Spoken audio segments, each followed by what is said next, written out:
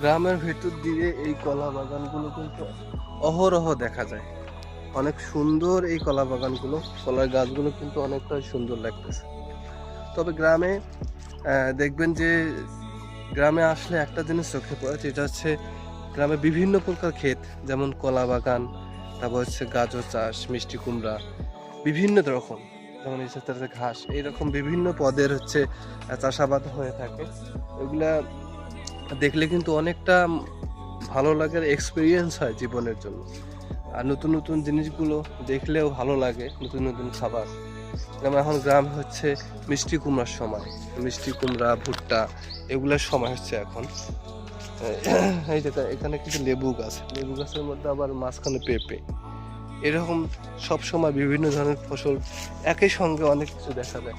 পাহাড়ি এলাকা যেমন জুম চাষ হয়, এক পাহাড়ে বিভিন্ন প্রকার ফসল, এখানেও ঠিক তেমনই।